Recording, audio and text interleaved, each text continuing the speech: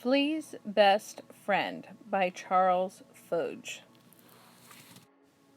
Flea loved dogs. He lived in one with his mom and dad and his brothers and sisters. One day, Flea decided to leave. I'm going to find my very own home, he thought. So off he hopped in search of something better. And first he found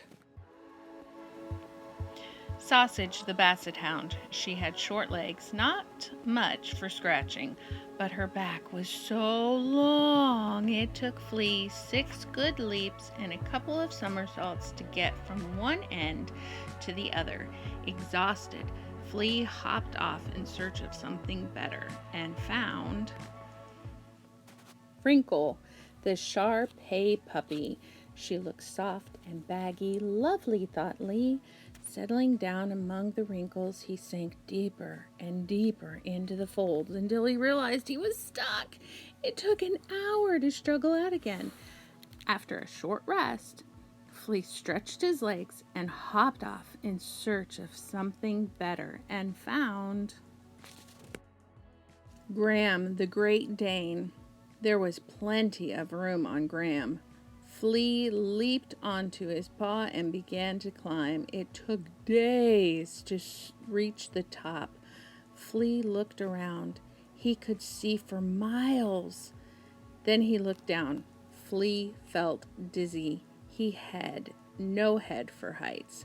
Sliding all the way down Graham's back, Flea hopped off in search of something better and found Mike the Bull Terrier. Mike was short and stocky. Looks more secure, thought Flea, hopping onto Mike's pink muzzle. But where was Flea to hide? There was only one small patch where he couldn't be seen. Not much room for an active flea, he thought. Disappointed, he hopped off in search of something better and found Iggy the Greyhound. There would be plenty of exercise with Iggy, who was itching to start the race. They're off, but Flea could scarcely hold on as they sped around the track. A little shaky, Flea hopped off in search of something better and found Fletch, the bulldog. He wasn't moving fast. He wasn't moving at all. Fletch was fast asleep in his favorite armchair. Splendid, thought Flea. Leaping aboard, he had just settled himself comfortably behind Fletch's left ear when Fletch began to snore.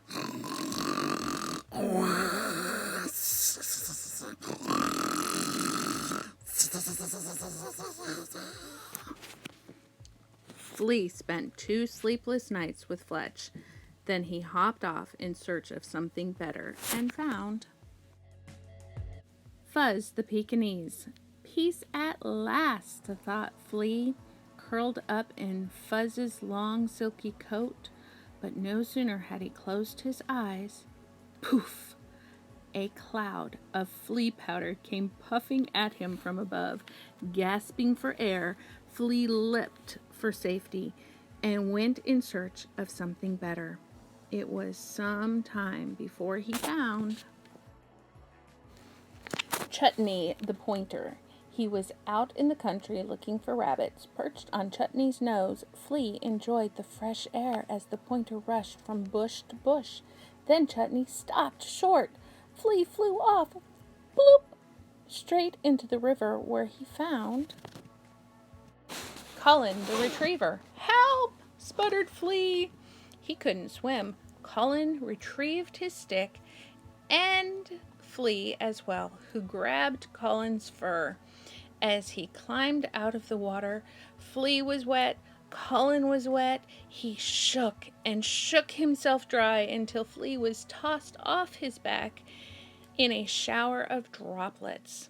Flea swished miserably back to the city in search of something better. There he found Curly, the Chinese crest. Except for a tuft on the top of her head and one at the end of her tail, Curly had no hair at all. Poor Flea was getting desperate.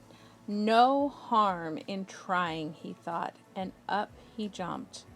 There was nothing to hold on to. Skidding and sliding, Flea slithered straight off the smooth, slippery skin and found